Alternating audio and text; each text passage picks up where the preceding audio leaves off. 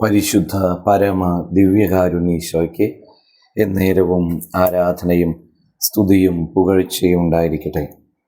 ഇന്ന് ജൂൺ മാസം 15-ാം തീയതി ഞായറാഴ്ച, പരിശുദ്ധ ത്രിത്വത്തിൻ്റെ തിരുനാൾ കൊണ്ടാടുന്ന ദിവസം.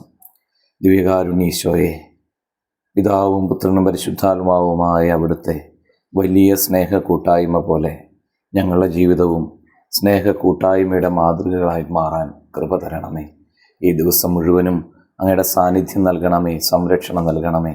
ഏറ്റവും ഭക്തിപൂർവ്വം വിശുദ്ധ കുർബാനയിൽ പങ്കുചേരാനും പ്രാർത്ഥിക്കാനും വേണ്ട കൃപ നൽകി ഞങ്ങളെ അങ്ങ് അനുഗ്രഹിക്കണമേ എന്ന് പ്രാർത്ഥിക്കുന്നു.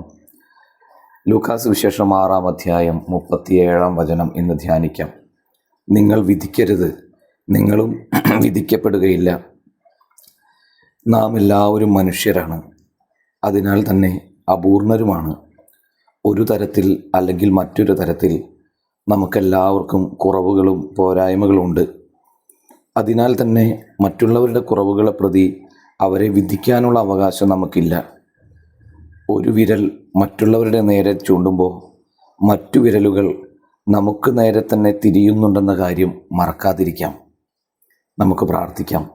കർത്താവേ, മറ്റുള്ളവരുടെ കുറവുകൾ കണ്ടെത്തി വിധിക്കുന്നവരായി മാറാതെ സ്വന്തം കുറവുകൾ മനസ്സിലാക്കി സ്വയം തിരുത്തിക്കൊണ്ട് അങ്ങയോട് ചേർന്ന് ജീവിക്കുവാനുള്ള കൃപ ഞങ്ങൾക്ക് ഓരോരുത്തർക്കും തരണമേ. എല്ലാവർക്കും നല്ലൊരു ഞായറാഴ്ച ആശംസിക്കുന്നു. നമ്മുടെ കർത്താവ് ഈശോ മിശിഹായുടെ കൃപയും പിതാവായ ദൈവത്തിൻ്റെ സ്നേഹവും പരിശുദ്ധാത്മാവിൻ്റെ സഹവാസം ഉണ്ടാകട്ടെ, ഇപ്പോഴും എപ്പോഴും എന്നേക്കും. ആമേൻ.